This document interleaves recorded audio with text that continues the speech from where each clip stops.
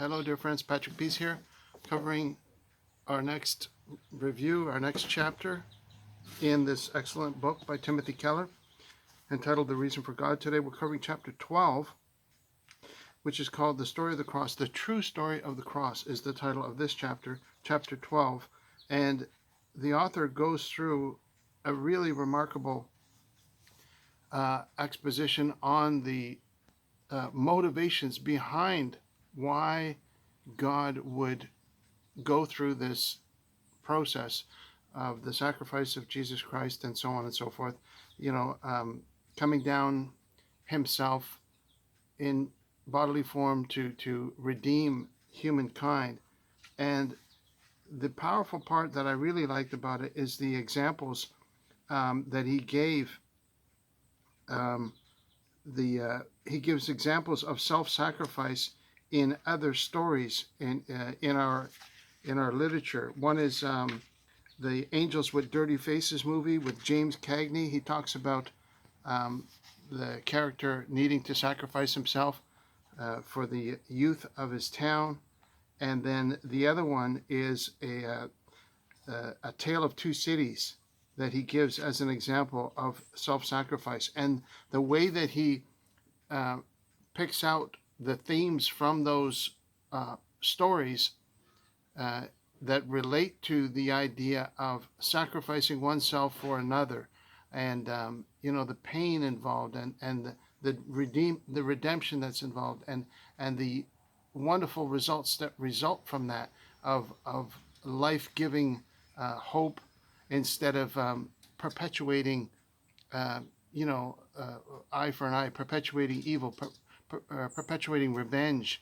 This is what breaks that cycle of violent retribution. Instead, you get an opportunity for peace and reconciliation, and just an amazing chapter. Chapter 12, he did an awesome job.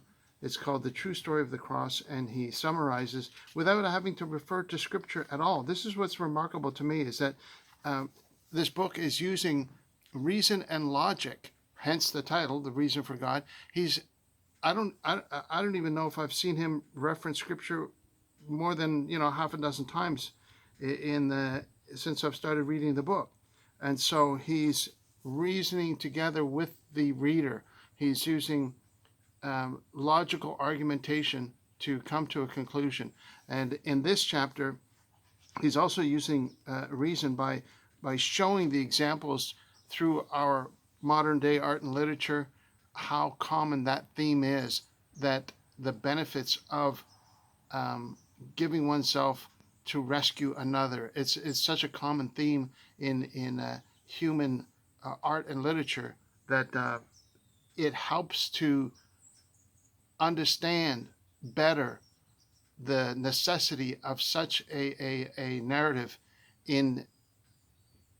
that is contained within the Christian message, the Christian gospel message. And that message really, the author reminds us how unique that is compared to all the other religions of the world.